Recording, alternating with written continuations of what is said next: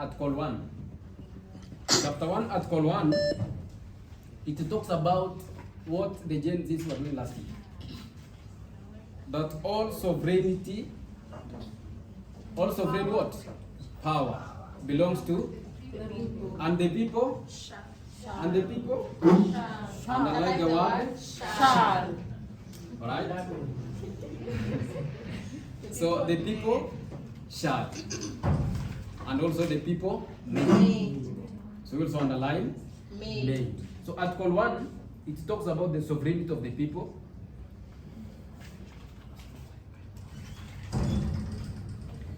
That the people may exercise their sovereign power either directly or through their democratically elected representatives. So you can elect or you can directly. So that is shall. May is you can democratically. But shall is you can apply it direct. Article 1, page 22, page 23. That is chapter 1, Article 1. Page 23. Article 38. Article 38 is the political rights. The political rights is that every citizen has the right to register as a voter. Nobody can limit you the right to register as a voter. Every citizen has the right to vote separately.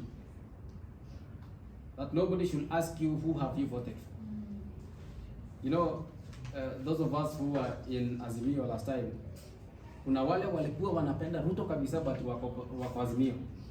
Because this guy, I don't know, camera, is it recording? No. This guy, there's somebody recording? Don't record. No, he's from Uganda. Correct. Because this guy could lie kabisa.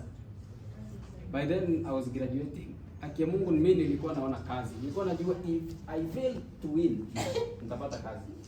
If I fail to win, I will look for small resources and start business. But I can tell you, I don't know how it changed in my mind the last minute. I knew I'm in Azimio.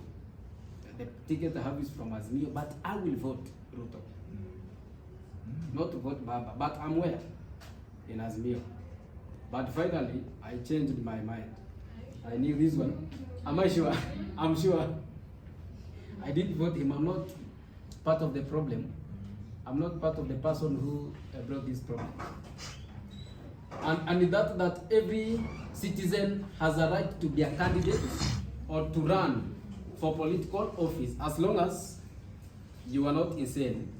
For example, MCA, the only requirement you need to buy is your ID and your birth certificate. Actually, ID ni maana because above 18 you have an ID, right? Yes.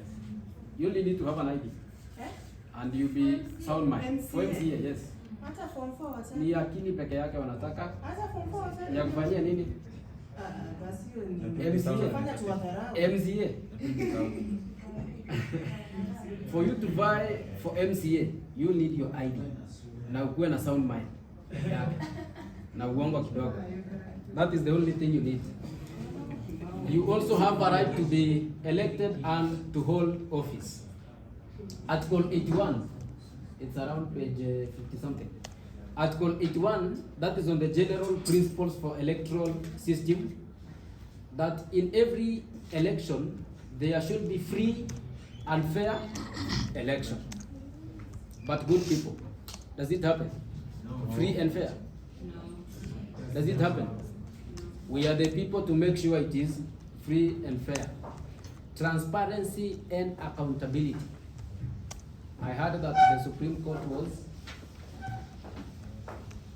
something happened by then when there was a presidential petition. There should be a fair representation of persons with disabilities and the marginalized group. There was another discussion we had sometime, and we are going to have another one in Malindi next week, about the women and youth representation.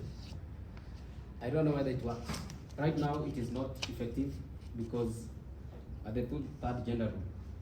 Actually, as we speak, the parliament should be dissolved because it has not obeyed the 2/3 gender rule. And that petition was heard the other day by Justice Mugambi, which I'm not sure whether it is going to work. Because who are we working with? We are working with an executive that can proceed and nominate a senator who goes to where to show us the what? The urembo yake, which you know who I'm talking about. I don't want to say. Square hivyo. We have Article 82 of the Constitution, which talks about the legislation on election. That is, the Parliament must enact laws, and these laws are to regulate the conduct of election, the registration of voters, the nomination of candidates, the continuous review of electoral boundaries, and the regulation of political parties. And because of democracy, we're having more than 96 political parties. And that's one thing I congratulate the former chair for ORPP, and because she registers as many political parties as possible. But again, these political parties have to follow the law accordingly. That every political party should have anyone above 12 years. And that's why the Inject party was kidogo on hold. It didn't have anyone above 12 years and people living with a disability. It must encompass of everybody, the women, the youth, and people living with disability. As we do that, I want you to look at this video briefly.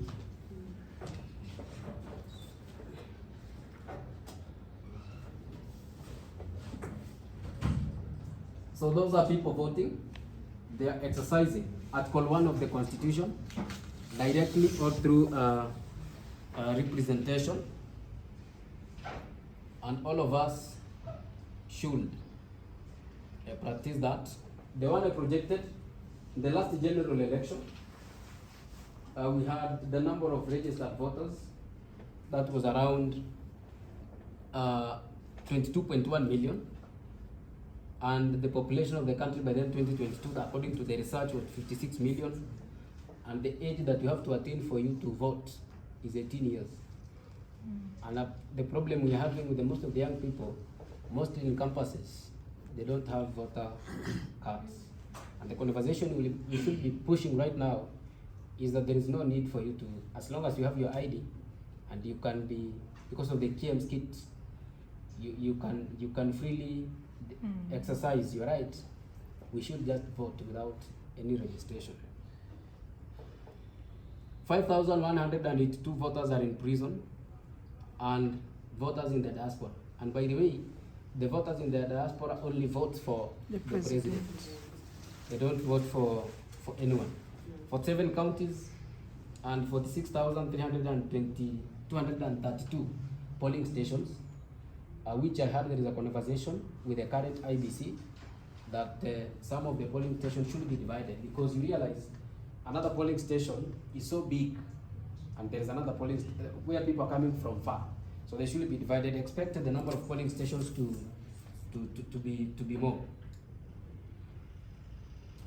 We have 350 elected members of parliament, whereby we have 290 elected, 47 women representatives, and we have plus 12 nominated based on the proportion, presentation, and one is the speaker, who is voted by, who votes for the speaker?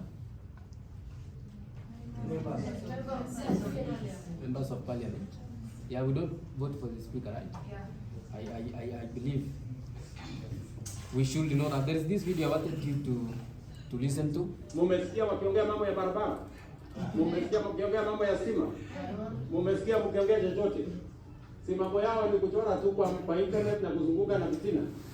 Hawa tutawanyorosha asubuhi na mapema.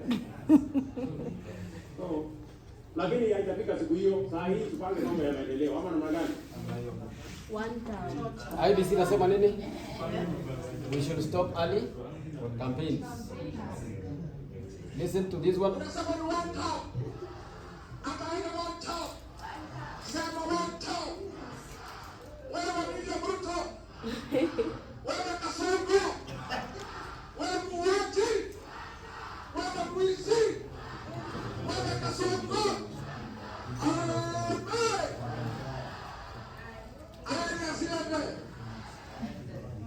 What do you call that?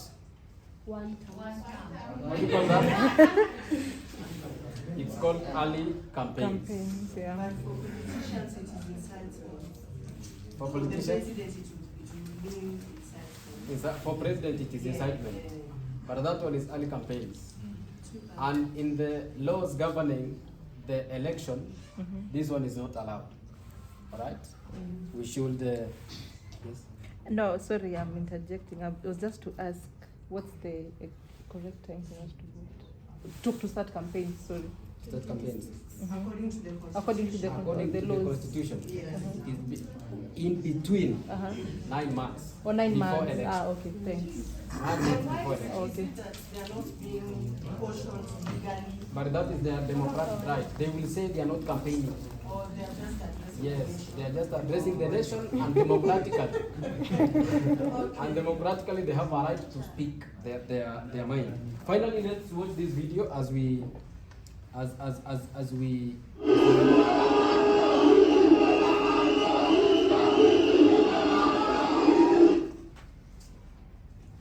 Imesema nini? Ruto must go Mwizi. Imesema nini hiyo video? Ruto must na mwizi. na mwizi. Na mwizi. Wamesikia mwizi. Umesikia mwizi? Ruto must Na go. Ruto must go. Good people, I appreciate you all. It was a wonderful session. and because you have said is Ruto must go na mwizi, but you see, that is correct. Any other body?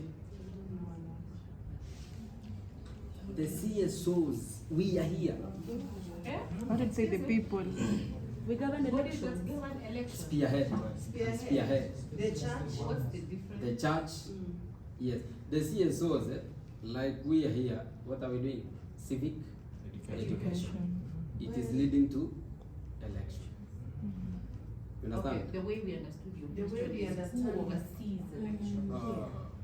It is governed and spearhead and also oversight. Can I make a guess again? Mhm. The international community. The international community. Now you have the question, right? Because you understood Canada. Because you now It's university. Sorry? Learning institution. Learning institution, higher learning institutions. Uh-huh. I said the church. You said the church, correct? Any other? Nyumba kumi. Nyumba kumi. Any other? Duty bearers. Duty bearers, for example. The community. The community. The chief administration. Correct. Ironically, also the incumbent, the president is an important stakeholder, yet is also a candidate in the same election. I didn't expect that, but ironically. Ironically. Now these bodies are the IBC, the judiciary. Are we together? The judiciary, the ORPP. ORPP is Office of Registrar for Political Parties. Can we have elections without political parties?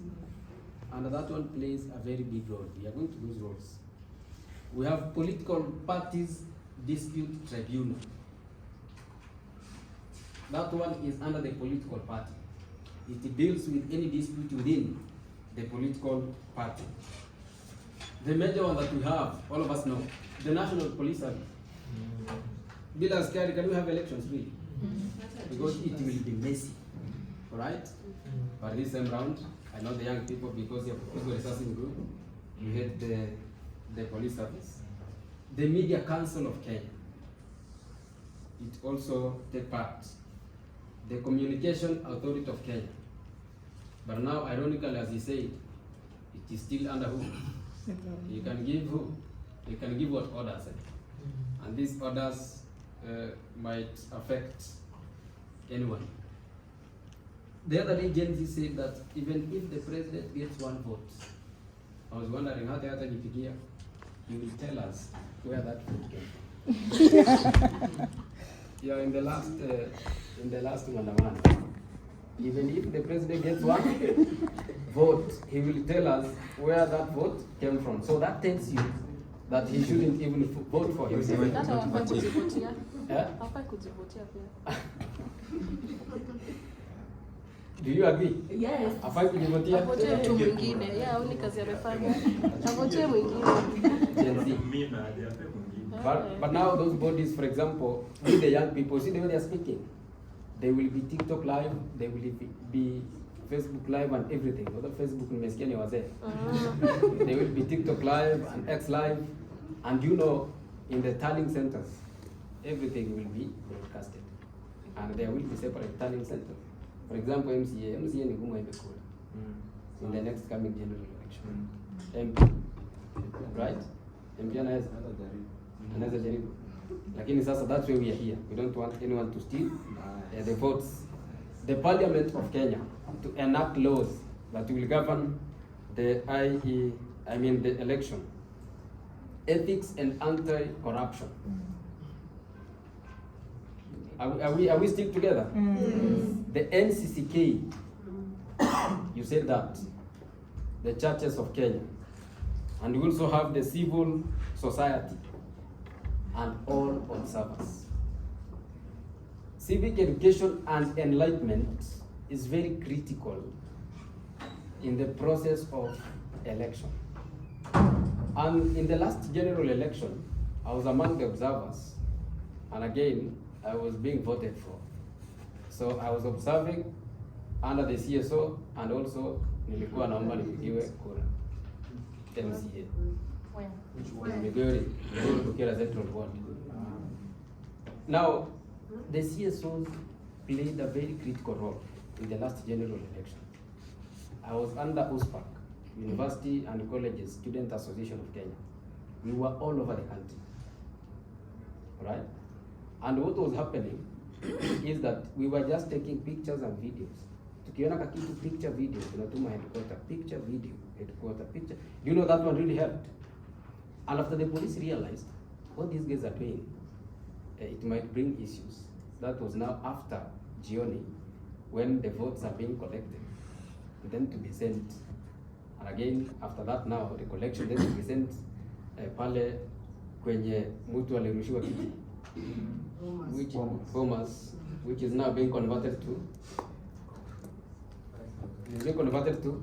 That's right. Yeah. So What is here? I mean, it's being converted to Restaurant. I want you guys know this. Tell us. I tell you guys. Using conversation. It is a conversation that it is supposed to be converted to a restaurant so that it may not be a national heritage anymore. It is a discussion. It has not ended, but you know where is the discussion what is happening. Yeah. The discussion is taking place. The discussion is taking place under the executive. So these things come out kidogo. Yeah, so it's not for the public, it's for them. For them, correct. So they come out kidogo. That's when tunashika. So. And then when it is now to the public, when we know ishakuwa tayari. So anything kidogo, So be very keen and serious about it. The restaurant idea is for it to be owned by the government. I have one person. How much is it? Private. Private. This in our city. Yes. You want to transform it into what KICC is, Oh. so that the conferences can be held Oh, there. okay. Oh, nice. Private, public, public. Oh. And then the idea behind the heritage is being swept away or it's being transferred? If it is now a restaurant, will it still be a heritage? And that's what I'm asking now, once it becomes a restaurant, they build rooms and do whatever they're doing over there. This heritage that was there will be taken somewhere else, somewhere it will just go to the water. As much as I understand, when it is a restaurant, Yeah. when it is a restaurant, so functions of the bodies that you said, we start with one, the IEBC. You said IEBC, right? Yes. One function of the IEBC, according to you? Oversight. Oversight, correct. Vote registration. Voter registration, good. Delimit boundaries. Boundaries delimitation, Provide civic education. provide civic education, you are right. You want to say something? It's like you want to say something, right? Okay. I said you begin. A question can land to you anytime. Nomination of candidates from party lists. Candidates nomination. Unajibu hapo. That is a registration of candidates and political parties. Like what is happening currently. The members of parliament, the MCAs, those who, God forbid, we lost them. Right now, that's what is happening. Conducting the actual election. Conducting the actual general election. She had something. She had something. And also to monitor compliance with election laws and rules. Because those guys, when that time comes, they walk around with police officers. And anytime, even us, that's why we are here, CSOs, anytime you see anyone giving handouts, that is not according to what IBC expects. So you can even be a voice. Is there anyone mwenye hajawahi chukua hongo pesa ya mwanasiasa? Sema ukweli kabisa.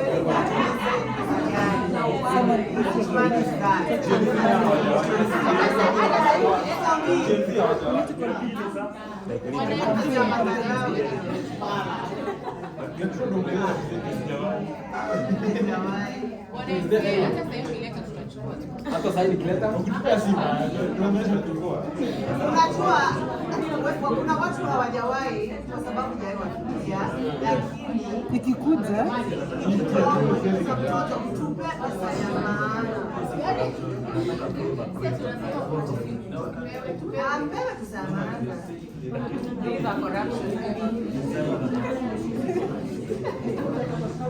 Number two, as you finish, nimesikia mnapenda hiyo pesa sana. I will be buying next time. Just say where we can change our votes. Good. Come with mine. I will be buying in the next general elections. So you mnapenda hiyo pesa. But now it is a law that you should not, even yourself, you're going to be arrested for just taking. You can. You can be arrested for just taking. That is corruption. You understand? That is corruption. I have a question. You are promoting corruption.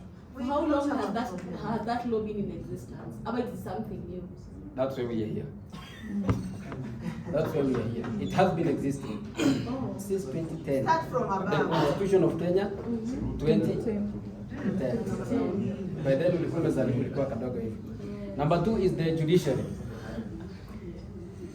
Any function of the judiciary that you know in regard to election, settling election disputes. correct?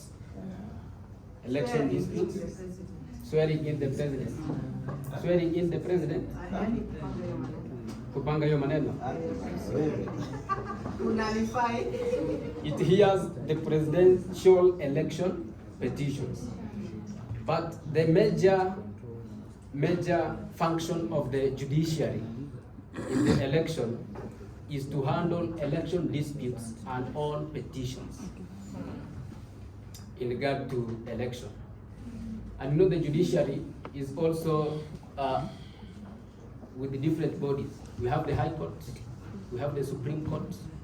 Any other? Subordinate courts. Subordinate courts. Cardis Court. Any other? Kwani hapa kuna lawyer, simkuwa na lawyer basi mimi nitapea. That is the Supreme Court. Here's presidential election petitions only. Huwezi peleka kesi yako ya MCA ati nimeibiwa kwa Supreme Court. It is only presidential election petition. The High Court and the Court of Appeal hears petition of all other seats, including for the Member of Parliament, including for the Speaker, Governor, MCAs. By the way, how many elected positions are we having when you went to vote? I've only voted once. I'm against kama nyinyi wengi. Nimevote 2022. MCA. 7. One, MCA, tuanzie chini MCA. MCA. MP. MCA is member of county assembly, women representative, Governor, senator, governor, governor, president. president. So how many are those? 6. There's one. Senator. There's one. Women rep. Miss Peter. MCA, MP, the seats that we elect women. Governor. That's at which level? County level? MCA. There's 6. President. President. Hiyo tunajua hiyo question. We have 6. We have 6. We have 6, eh? Yeah. So moja imevamus. President, president, governor, senate, women rep, MP, MP, MCA. MCA. Do we call the women rep women rep? Member of county assembly. No. The women rep, wanaitwa women rep kweli? Ndio women rep. Bado sinipe maandiko. Women rep. Anaitwa women rep. Member of Is a women member women. from the county international assembly. Wallahi mtunge mwende mchange. Yule ile mnatuletanga ni women rep. Number 3, we have the Office of Registrar for Political Parties. That office registers and supervises political parties. Any political party that violates the constitutional law. The first person to question is the ORPP. Last time we heard her name was, who is the immediate former chair for ORPP? Ann Jerry Deritu. She's currently she's currently a member of the commissioners of IEBC. Oh, the new ones. I saw some friends saying she's actually my friend. I saw some friends saying she's a good friend to the president. So you know what it is. Yeah. ORPP monitors party compliance with laws, and also ORPP manages political party funding and records. Before the members of parliament went ahead and enacted a law that the funding for the president, initially it was 4.2 billion for a presidential campaign. Lakini wabunge wakasema itolewe iende kwa so that they can do what? So that they can, right now that law is not there, but it was there. That the campaign for a president was supposed to be 4.2 billion. Anything above that? Billion, yes. He's not given that money. That is his own, with his own plan. That for you, to, the budget, correct? 4.2 billion. But now the MP waliona, because there is a way in which we can get 20 billion before tutoke, tunaweza ambia CS treasury atoe kwa sababu tunaweza kuwa tunatoka ndio the 20 billion in quotes that you know ilitolewa before last general election. Wakasema itolewe iende mbali so that they can use all the money. So the political party, that is the ORPP, manages political funding and records. And also it promotes intra-party democracy.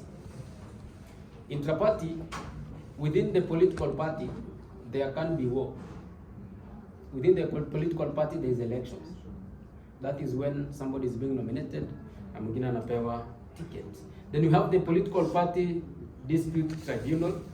As we said, it handled the party membership dispute, vita within the party.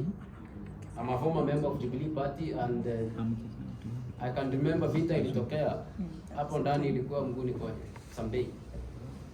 So the political party dispute tribunal is the one that handles that. And also it manages the nomination disagreement and the party coalition or merger issues. Recently, I saw in Kakamega, Malava constituency, there are some different parties which are in the opposition. One, I don't know the biggest party there, I don't know whether it is DAPK or it is one town. And there is war that because we are in the opposition, leave our candidate to VAR. And these other parties say, no, our candidate should go for that seat. So it is the political party dispute tribunal that manages the major issues in regard to political parties coming together. The deputy party leader is supporting, for DAPK, is supporting a different guy, and this other guy for DCP. Anasema hiyo ni one term. So that is the political party dispute tribunal. The National Police Service, all of us know the function of the National Police Service. It protects the election material and officials. It protects what? The election material and officials. Because you know, in the process of transporting them, there can be issues along the way, right? Yes. So there have to be good protection. And it prevent and respond to election-related violence. Hapo mtu akiamsha vita is the National Police Service ama polisi that can help. And it also maintain peace and order at polling stations. For all of us who have been in different polling stations, you know how it happens. Vita inaweza tokea anytime, right? How many of us has ever experienced war in a polling station?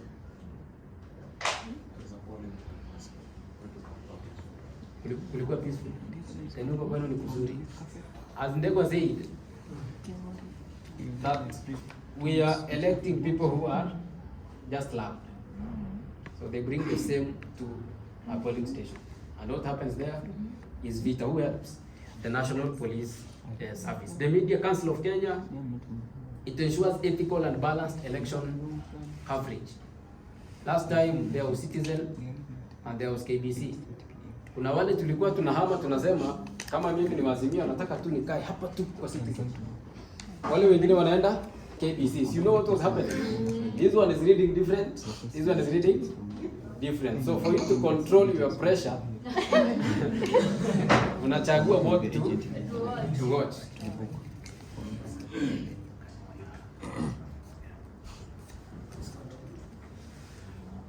And the Media Council of Kenya also regulates electronic media and campaign advertising. I don't know kama tutazimiwa TikTok. I don't know kama what will happen next. Because even in the Mandamano, they said shut down all those. Yeah.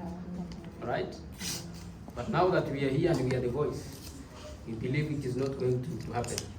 And finally, we have the civil society. That is us, the circles of hope. The Y, that is the Democracy Civic Engagement Program. And these CSOs, they monitor election, electoral fairness, human rights, and transparency. Good afternoon, team. We had one of our officers back there who left without introducing himself. And we've realized that our next visitor, or the one we have here, they have been calling the same meeting. We expected to have her the whole of this afternoon, but I think I've been informed she has received a call. She's supposed to go somewhere else. That's why I've halted the presenter's communication so that she can greet us, tell us who she is, before we allow her to rush to the other meeting. Is that in order? Yeah. Thank you. Welcome, Rachel. Thank you. Good afternoon. Good afternoon. Yeah, the way you have said, my name is Rachel. I'm a medical social worker by profession. I'm the one who is coordinating GBV activities in Embakasi East and South. And I'm happy to be here. Hapa nikiangalia kuna vijana wangu. I'm seeing Alan, I'm seeing Elijah. The people I've met are in this profession. I'm seeing my daughter here, Helen. So I'm waiting gracefully. Nikiwaangalia hivi, hii ndio kazi tunataka kuanda over kwa nyinyi. Wanasema siasa mbaya maisha mbaya. So nyinyi ndio tunategemeo letu. I thought of the different things that we have seen as young people, because what we are going to talk about is the participation of the youth in this civic space, and in regards to this digital era that we are having right now. And so when I thought of it and of talking about our achievements as a generation or as generations, because we are two generations now, I thought of it in a way that we cannot talk of our achievements and the achievements of the future without talking about the achievements of the past or the history of our three countries. That is what we have here in Kenya, what we have had in Uganda, and what is being experienced in Tanzania. And so when I thought of the history of youth and the struggle for youth inclusion and agenda, then I only thought of one man. And in the entire of this session, I hope to give tribute to one man and who will embody the entire of the conversations that we'll have today. And around the year is 1982, there is a young man then, around 22 years of age, by the name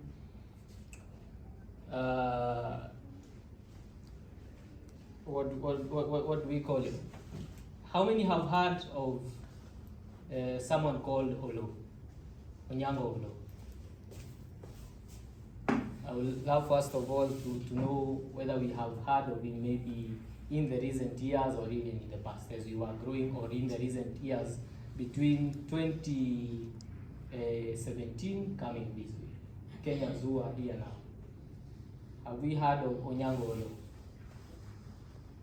So Onyango Olo, the year is 1982. I know we have all heard of, the answer I was expecting is Onyango Olo, the one we had with the TNA, the chairperson of TNA in 2017, but that is not the man I'm referring to.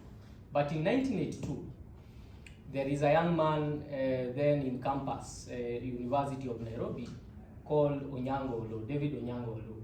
And as his friends used to refer to him, Double O, he is a student leader, recently joining the university, and he has found himself in the company of another strong youth leader called Titus Agumbosi. So Titus is easily a man who many might identify with, especially those not like me, those of you who might have gone to University of Nairobi, because he happens to be the first student leader under the body that we have now for the student leadership in Nairobi. And in 1982, you will all remember that is when we had a special occasion in Kenya, when a group of the Air Force in Kenya tried to overthrow the government. And now that the situation in the country is a situation where we would say there is an attempted coup, then a group of those who wanted to overthrow the Moi's government then decided we cannot be able to overthrow the government without the support of the people. But now, in a time like that, just like what we are having today, it is impossible to pick everyone from the villages and say now we are incorporating everyone and the villagers in the villages to go out and overthrow the government. So what they do, as it is also done now, they go for the most educated cadre. And the most educated at that time are people who are in the universities, right? But there is no better space in the university spaces than the University of Nairobi. One, because it is strategic for many reasons, because it is in the center of the city, and also because of how active the youth leadership and the student leadership in that school was then, and is even now. So they decide, we are going, because we cannot win this war on our own, we are going to incorporate other young people who feel the same way as we do. And there is no better place than the student leadership of the University of Nairobi. Of course, then there are others who had been doing the same, trying to speak out like we are doing, but not on a larger scale like the Air Force then did. So it happens that when some of these soldiers or officers from the Air Force are unable to do what they wanted to do, there is a period, an entire period of time when the government goes out to seek them out and to arrest them and to detain them and to torture them. So the University of Nairobi students, led by Titus Agumbosi, and now by extension our guy Onyango Olo, decide to join the liberation movement, and they decide now to amplify the voices of the people of Kenya and the people who had gone out to fight, the Air Force, the officers within the Air Force, the team that had tried to overthrow the government. So when they joined to amplify the voices, the only way they could have done that was to speak out like we are doing right now, to say that there is need to ensure that even those who have been caught and who are being charged with sedition, even if we think they have done wrong, there is need to handle them like human beings. But there is also a bigger need for us to see the change that we all envision as a people and as those who had gone out to fight had envisioned in the beginning. So it becomes clear to the government that of the day that they are not only fighting armed forces, they are also fighting unarmed people who are in the university, but who are armed with their brains. And so they go out also to seek people who are in the University of Nairobi and students who have been pinpointed as having been too loud at that time. You will also remember that some of us who have read this history will remember that that also went spread out into the churches. That anyone that was caught on the pulpit trying to preach things that the government did not like found themselves in a rough place. So, in a nutshell, the government identifies young people within the University of Nairobi who they will go after and arrest and also detain. And among those who are going to be arrested was none other than Onyango Olo. And so, because it had become clear that the University of Nairobi was becoming a clear ground for the breeding of what the government saw as the wrongdoings, then they decided that the school was going to be closed indefinitely. And now when the school was closed indefinitely, our guy, Onyango Olo, as many other students, had no other option than to travel back home, and his parents were living in the coast, Uko Mombasa. So, as the means of the day, he decided he will take a train, zile garimoshi za kitambo, and travel back home. And he did that. But unbeknown to him, the government was already aware of his movements, in whichever way they did it then, and officers had been sent after him. And so at the very moment when he was boarding the train, it is the very moment that the officers who had been sent after him also boarded the same train heading to the coast. Now, walipofika pale Boeing, the stopover at Boeing, when the train stopped at Boeing, these officers alighted with our guy and accosted him and told him, the government has been seeking you and we need to take you back to the city so that you help us with investigation and tell us what you have been planning. And so that is how Onyango Olo was arrested. Of course, as we all know, there is only one way that ended, that he was taken in for torture, just like the others had been taken. But in the end of it, he was detained he was sentenced to 5 years after being charged with sedition. And one of the reasons that they gave, or evidences that they gave for that to go through, was a number of books that he was carrying in his bag. Now you remember that this is a student who is going home, so definitely there is no other thing that he could have carried other than the bag that he held, and in the bag probably clothes and books. But now, here is the catch. These were not just any other books. One of those books that he was carrying was a book by Karl Marx. And you will remember at that time, there was also some fuss about communists and them being too loud and them wanting change in a way that was not pleasing to the government. And so, our guy became easily a target for the communists that now we are targeting as a government to catch up with and to ensure that we silence them for good. So, because of these books, now the government had a clear way, a clear leeway now to go ahead and charge him with sedition. Sedition is what we would say now treason, maybe, I don't know. And that became it. So for 5 years, our guy was detained, going through torture just like the other comrades of his. And when he was released, that was not enough, because when he was released, they exiled him outside the country for another 10 years. But when he came back after those 10 years, now a total of 15 years, he came back to a country that was not ready for him.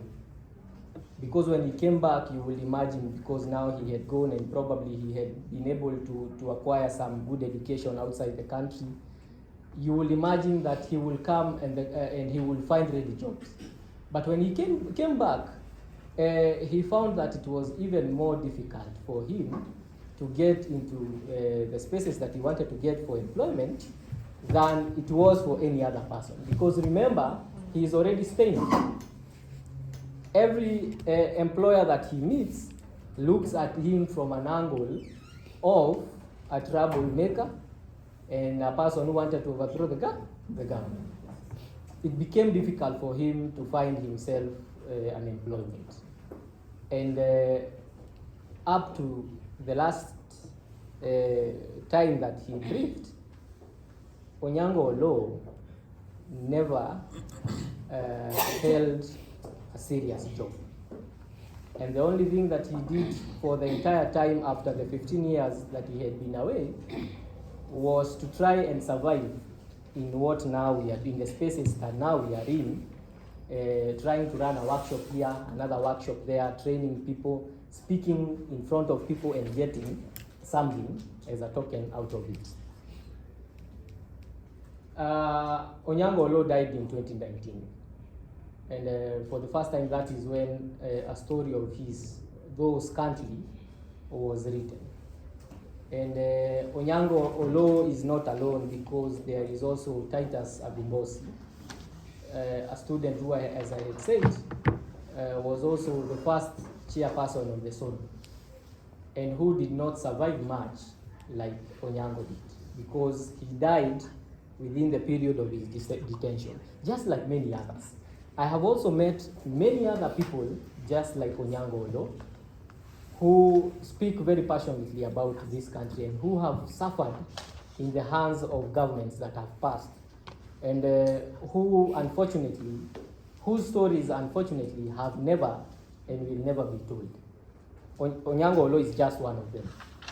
But sadly, when I was thinking about it, I thought, because Titus was 22 years when he died. Similarly, Onyango was 22 years old when he was arrested for the first time. And this is just history for some reason, and we might see it as history. But unfortunately, this happens to be the story of all youths in this country, whether now, whether in the past, and probably, or unfortunately, maybe in the future. Because if you think of it, those who have given almost everything that they have, to a point of even giving up their lives in the struggle for a better country and a better nation, and even a better East Africa, have ended up being nothing. We have seen that in schools. I saw that in Maseno University, where I went to school. I have seen that in other universities where all of you have gone through. That those who gave up almost everything that they had, including their lives, they end up being just that, nothing. And most of them even end up being not even part of the statistics, because if not for the death of Onyango Olo in 2019, then his story will never have been written even now. They are not alone. We have seen other young people in the struggle. And one clear example to all of us includes Dedan Kimathi. When I'm taking you through history so that we can see, as we get to where we are now, that these things are not just a seclusion, or maybe are not just happening to us. Dedan Kimathi, when he died, was only 36 years old, meaning that for the entire time that he was part of the struggle, that is between 1950, when the struggle became serious, and 1953, when at the height of it, including what we have seen, the massacres that we saw, Dedan Kimathi was only but a youth, probably between early 30s and late 30s. Also, probably even as early as 20s, when he quit his teaching career to go fight. There is also the story of, we can talk of Jesus, who was 30 years old when he died, right? I mean, these stories are just the common stories that we have heard, but have never thought of them in a serious way. Jesus Christ was that only 30 years old. A very young man by then. I'm actually older than Jesus Christ when he died. So if you think of it, then you will find that these struggles have been really painstaking and have taken everything that we can claim to have as a country and also as youth. I like to refer to the story before now we move ahead. I'm taking you through history until where we are now. I have asked severally in the places that I have spoken whether the people in the audience what they think of the second liberation is. And I will also ask the same question. What do you, anyone who knows about the second liberation here? Or when the words or the phrase second liberation is mentioned, what comes to your mind? Yeah? Second liberation in Kenya, specifically. Yes. In Kenya? Raila, Osama, makofi. Gani ingine? Badera awe, ingine? Multipartism. By Raila unamaanisha 1982 ama 19? Multipartism, eh? 82. Because also there is Raila Odinga 82, the coup attempt, 2007. Any other thing? Handshake.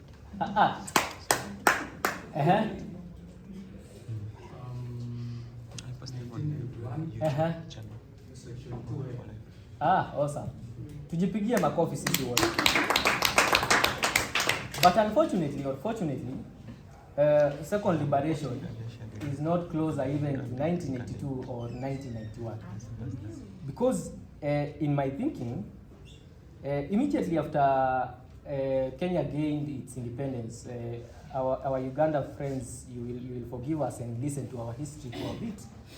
When Kenya gained its independence, immediately after our first president, the first prime minister took over as head of government, there is a group of Mau Mau fighters who felt that what they had been fighting for was not achieved.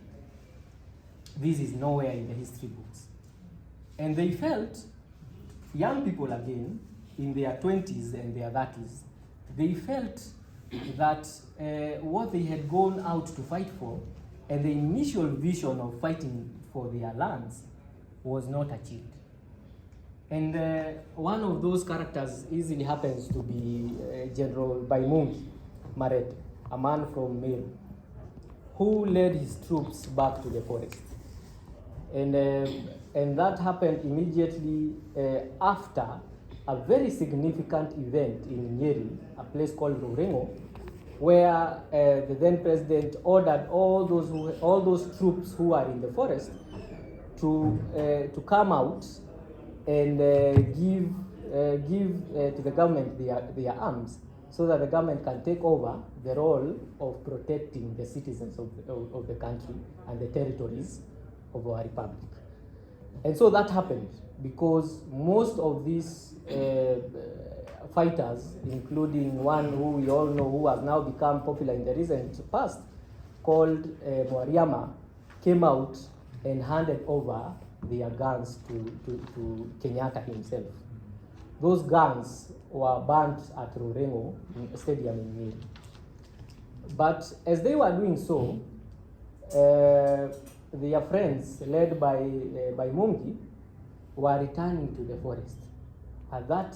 In that particular instance, they were returning to the forest because they felt that they had not gained the independence that they had envisioned. Because they felt that what they had fought for, the lands that they had fought for, only changed ownership. They moved from the white imperialists and came to the hands of the black imperialists, their friends. But the saddest thing about this, because that is the second liberation, when they tried to go back to the forest and fight, the government of Kenya sent soldiers to the forest, and none of those who, including Baimongi General, who went to the forest ever came out. And mark you, they were more than 2 troops. And more than two troops mean a whole battalion of young men and women, not just men, who are in the forest. Part of the statistics again. Then we come to the story of young women like Muthoni Kerema, who might not be mentioned in these books of history for the work that they did in the forest.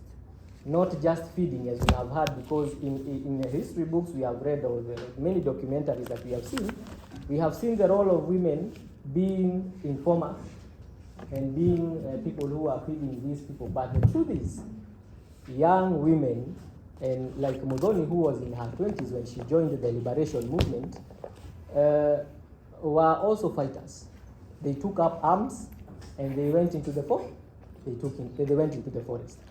But sadly, when you look at how all these lives of these young men and women who are very brave ended, then you realize that those who burdened themselves with the burden of the nation, an entire nation, and who carried an entire nation in their backs without looking back, almost ended becoming nothing. We can talk of Dedan Kimathi, whose remains will never be found. We can talk of Muthoni Kerema, who died almost as a beggar, trying to find something for herself.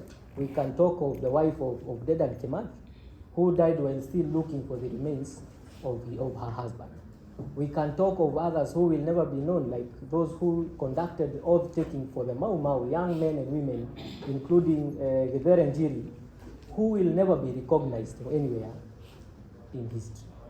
But on the flip side, we have bigger names today who have benefited from the blood and the struggles of young people of their time, and who also happened to be young people then. Okay? I will not mention Kenyatta because I will not mention him, and many others. I will not mention him because I will not mention him, but Kenyatta and many, many others. Are we together up to that point? Yes. They were also young men and women then. Then we come now to our famous 1982, which we have already talked about. And I want to remind you, and I want us to draw now the lines clearly so that you move with me. And right now I want everyone to erase the ideas of the parties that we belong to in here. First of all, before anything, right? So that we engage ourselves in a very productive conversation, right? Yes. In 1982, when our guy David Onyango Lo was being sent to prison for what they were doing in the University of Nairobi, you will easily think that these students, including Titus Abingosi, had organized the failed coup. right? Because of how they were handled. They were a movement of very young men and women who we might never know their names, called Mwakenya. So this Mwakenya movement tried to do the unthinkable at that time, to speak against the government. But their only crime was to speak against the government of the day. You will think that they took arms to go and fight that government. But there are even bigger names who we still know today, who are involved in that fracas of the entire coup, who also came out as the heroes of the moment. Okay? And when these ones came out as the heroes of the moment, then they took over, or they overshadowed those who had burdened themselves with the burden of the nation. Those who died and those who remained in prison were forgotten, and then came up a crop of well-polished young men and women who spoke better English than these people, and who seemed to be more cultured in the Western ways, or even in the ways that we might see today, than these other young men and women in prison. And those names, we still hear them today. I'll not mention any for the purposes of this. We move on to 1992, 1991, 1992. Now, heading towards 1991, when we had the repeal of Section 2A, a lot had happened. And that included making Kenya a one-party state, right? We all know that. It also includes a clampdown on people who were speaking for that cause. But up until the time at Kasarani, when Daniel Moi announced that now we are repealing Section 2A, there are names that can pop up of young men and women in the struggle at that time. And one of those prominent names, I'm not saying he's the only one, but one of those prominent names is the name of Reverend Timothy Njoya. We all know him, right? Timothy Njoya was a very young man then. He's an old man right now, but a very young, ambitious minister of the Presbyterian Church. And when he started speaking out against the evils of the government, because he would take to the pulpit and preach against the government, the Presbyterian Church felt that he was going too far in diluting the gospel by speaking against the ills of the government. So the Presbyterian Church, and by the way I belong to the Presbyterian Church, what my church did was, what my church did then was to deny him the pulpit that he was using, and instead, because they could not have defrocked him, they said defrocking, they could not have defrocked him then, they sent him to Nairobi to come and preach in one of the prominent churches, the Presbyterian churches called St. Andrews. We all know it, around State House Road.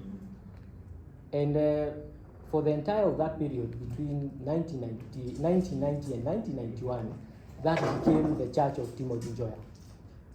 When Timothy Njoya was posted to St. Andrew's Church, one will think that is a privilege, because in my church we call it the High Kirk. And we call it the High Kirk because it is a church of privilege. When you are sent there as a minister of the word, then it means you have been sent to the best of the churches, because you are going to minister to only one church, a group of congregants who are well polished, city dwellers, the wealthiest in the city. Yes. So when Joya was sent there, he found himself in the company of two other ministers, which meant that they were now three ministers of the Presbyterian Church supposed to preach in the same St. Andrew's Church. And as a young man, because I want us to see how young men are viewed, he was told, now that you are the youngest of all these three ministers, it means you are more energetic than the other two. Which also means that you are well capable to deal with hardships than all these other two are able to deal with. So what we will do, you will not use the pulpit. The pulpit will be left to the other two. They will be preaching on the Sundays, but your work will be on the weekdays. You will come on the Sundays as a congregant and listen to the one in charge of the pulpit preaching, but your work will be on Wednesdays and Tuesdays and Thursdays to go out for the mission work in Kangemi and Kawangware and all these other slums around the city. So he was given mission work. And so this new missionary felt that the church had denied him the space that he was using before to speak against the use of the government. But he still pushed on. To cut the long story short, Njoya has been defrocked a total of 3 times. Not just in 1991, but also other 2 times later, because the church felt that this guy was going too far, and they had to twice again after 1991 come for his gown and tell him, you are no longer a minister of the Presbyterian Church. Of course, every time after they had taken the gown, they still returned it to him, hoping that he had learned his lesson. That is Reverend Timothy Njoya. 1991, 1992. Now we will skip to where we are.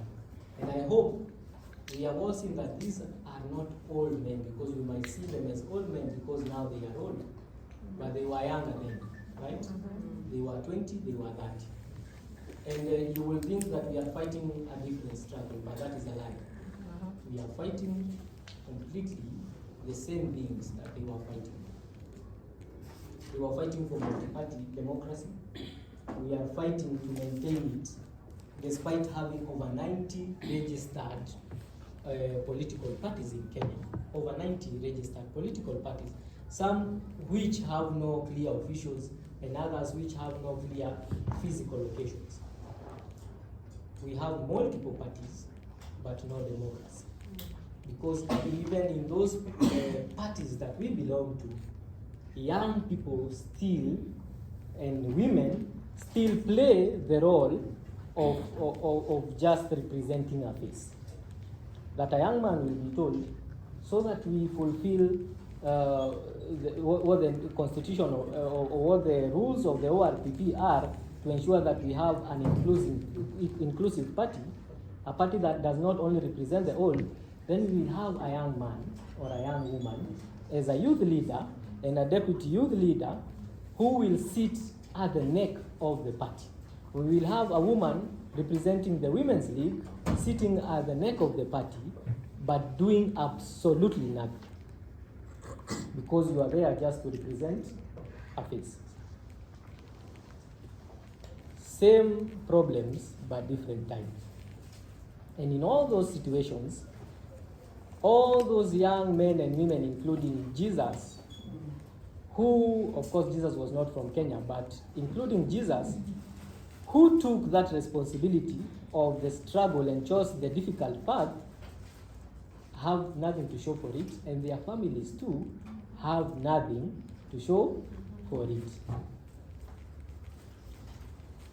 As we finish, I will be reminded to give you a comparison of 2 young men that we have now. One was younger before, but now is an old man. But one is a young person whose stories are a parallel of each other, but come from the same root.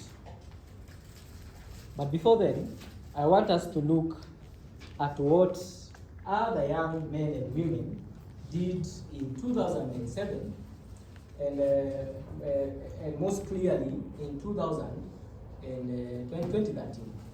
In 2007, we will all remember our history for our Uganda people, that Kenya was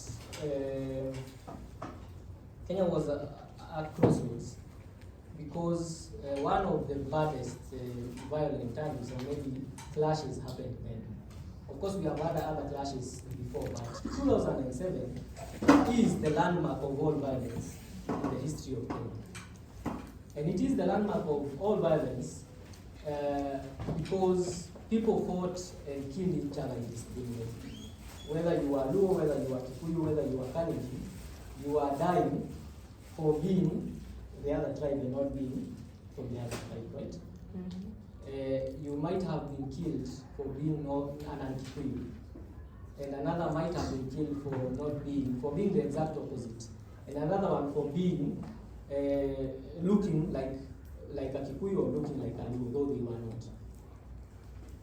And you will think that this violence was caused by older people. Of course, it was propagated by older people, but the brunt of it, or the perpetration of it, was by younger men and women.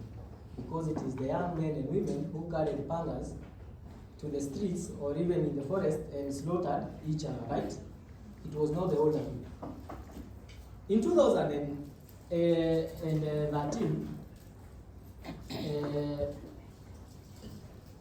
we find a very beautiful change of course. And I want us to look at this video. And I'm sure it is clear enough, right?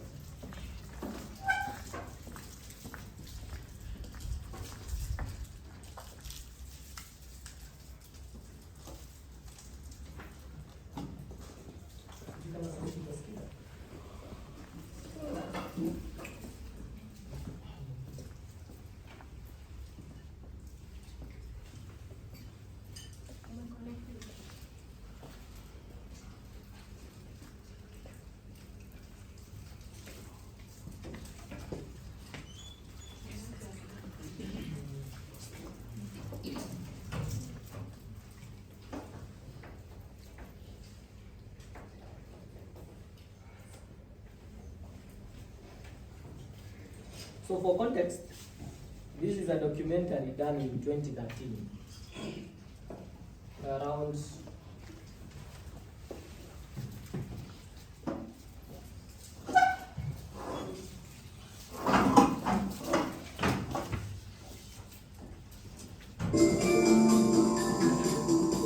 hii new technology tunatry out.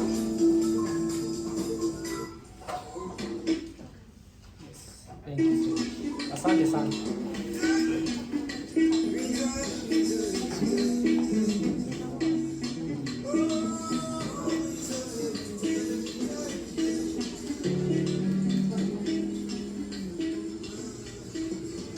This is the one, right?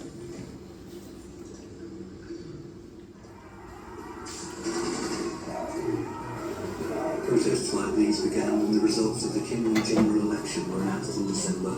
Politically motivated ethnic violence has killed more than 1,000 people. The contested elections led to an explosion of violence and killings, pitting ethnic groups supporting the president against those behind the opposition leader. The same bitter divisions were mirrored in many text messages.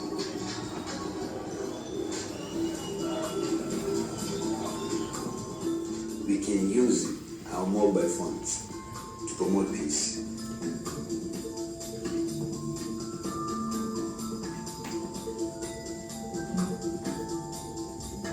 Tumeweza kukusanya jamii kwa pamoja na kueneza ujumbe wa amani. Hii new technology tunatry out.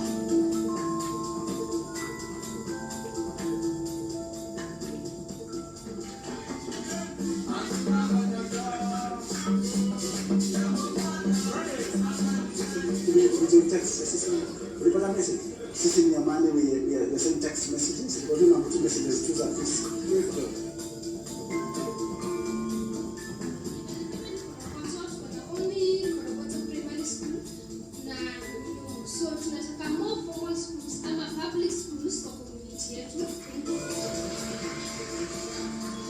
What we tell you kutumia kujifunza na create ndio kazi wewe ndio benefits not relative friends. We say information is power, and maybe our people have been perishing and choosing bad leaders because of lack of information.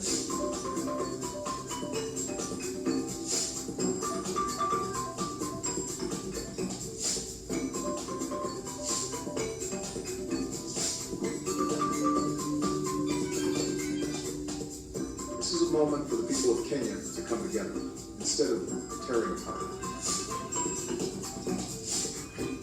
They're saying that they're holding all our messages because they think they have an effect.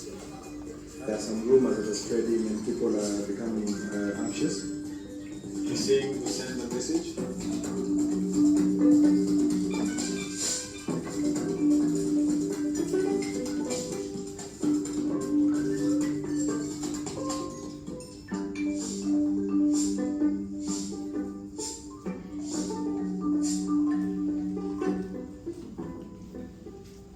Now, before we move on to the next video, millennials who are here will understand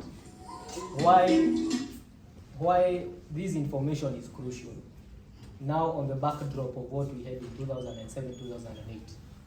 In 2007, in 2008, I was brought up, where I'm brought up ni uko Ruai, mahali panaitwa Joska, a very cosmopolitan, small village then, because we had people from different tribes. We had Kisis and Kikuyus as a majority, but we also had Luyas, Luos, and Kambas who are, in quotes, supposed to be the owners of that land as some of other communities that were there. But I remember that in 2008, when we once, there once almost broke out a fight between Kisis and Kikuyus because of a text message. Because an overzealous candidate then from the Kisii community who was vying for the councillor seat, because then the MCAs hawako wamekuja, decided to send messages to Kisis that kaeni upande wenu, wa Kikuyu wamejipanga upande ule mwingine, wanataka kuwa-attack. And so all Kisis moved to the upper side of of the estate that we were staying in. Of course, in village setup. So ni mahali unaweza ona everything that is happening, because not a lot of houses have been constructed. And then the same person sent a text message to one of the Kikuyu leaders who was seen as a leader among the Kikuyus staying there, and told them that kaeni gangari wa Kisii wanajipanga kukuja kuwapiga. And so the Kikuyus now came to this other side. Na ni ukweli wakiangalia kule juu wanaona kuna watu wa Kisii ambao wako ile side. Nao wa Kisii wakiwa ile upande wanaangalia hii upande wetu na wetu mahali mimi nilikuwa, wanaona tuko nje. Na tumejihami na mapanga because of a text message. If it were not for the wisdom of one of the leaders who said, how did we get this information? And then he was told that a text message was sent, and asked for the number that sent that text message, and found out that it was the same person who sent the text message to the others, then we would have easily killed each other. Of course, our mothers were uko kwa mashamba, kwa mahindi, wamelala, and now smaller, because I was a young boy then, we were out with the other bigger younger men then, with pangas and drums, which means children would have easily been killed, and their mothers would have easily been killed because of a text message. Now let us go to the next video. We'll analyze all of them together. This is for background information. This is also 2012-2013 in the head up to the 2013 election.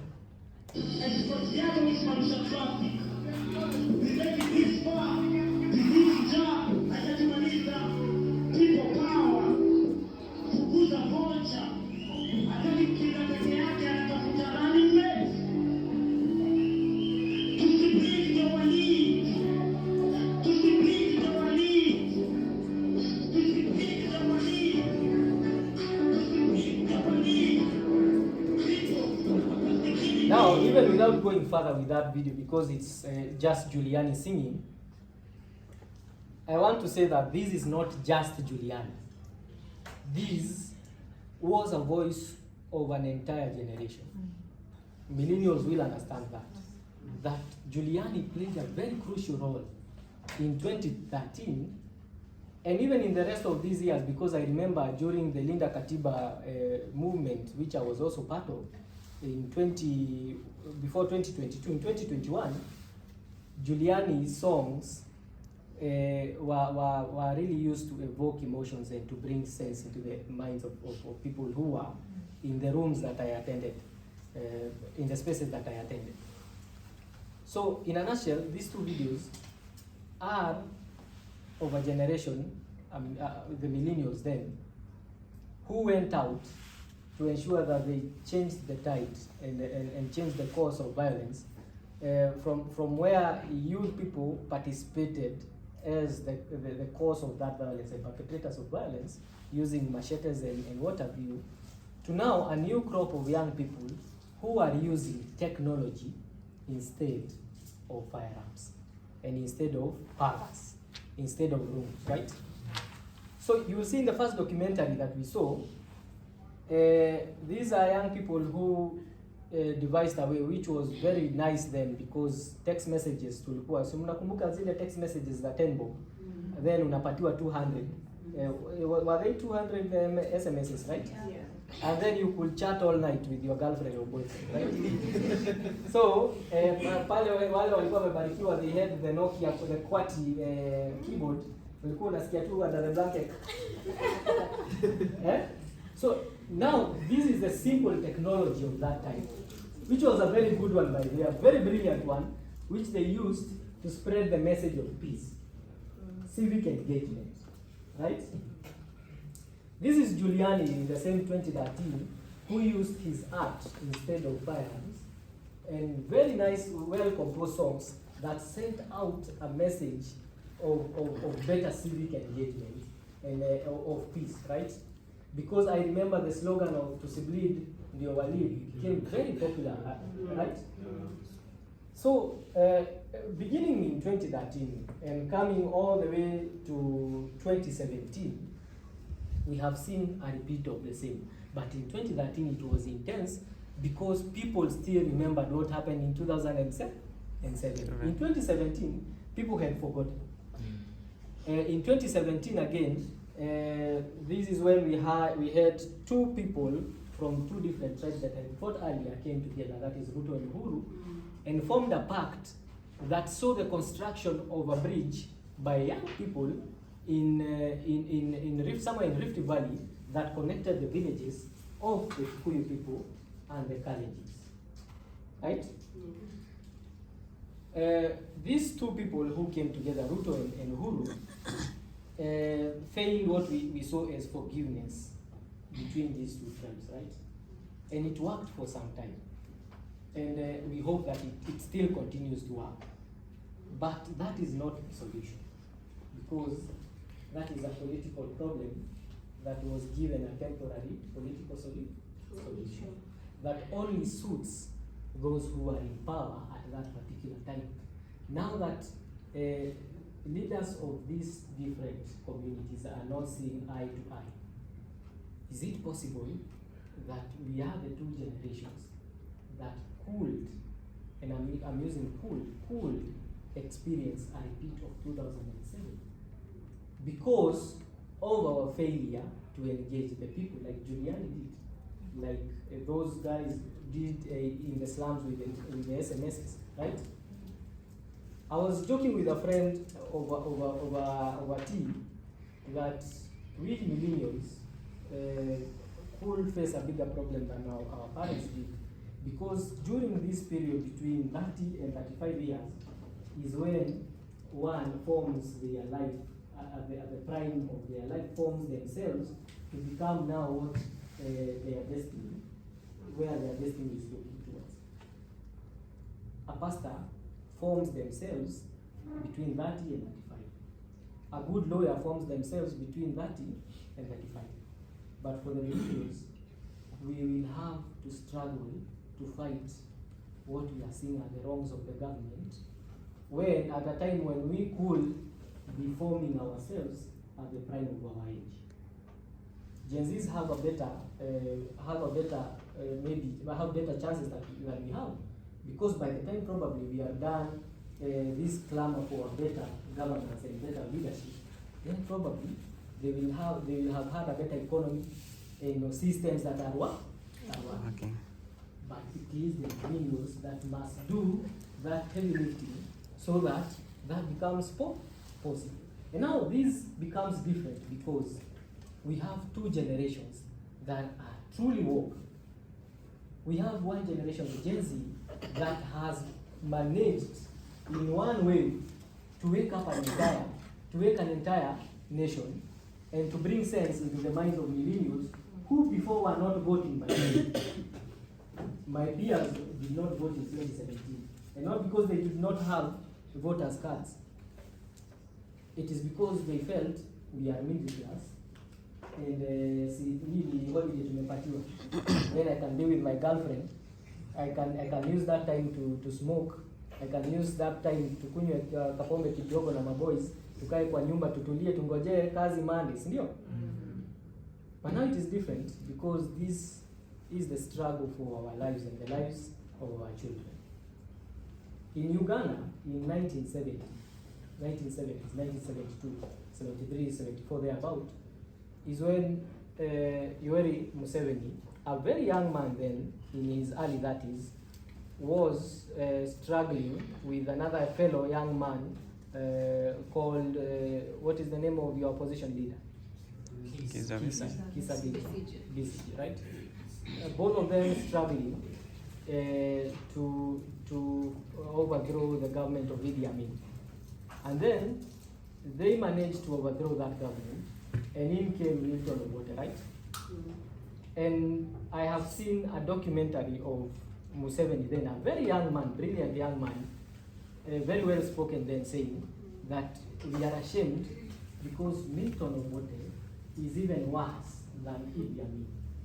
Idi Amin did not kill citizens, but Milton Obote is shooting citizens, right? The same problems, different times. And what these generations, including those of our country, like our kitambo yenye tume-mention, used then was they went out to fight using pangas and to fight the government using firearms physically, right? But in our time, the tide has changed, and we can do that without confrontation physically, but maybe earning the same, achieving the same impact or even bigger impact than they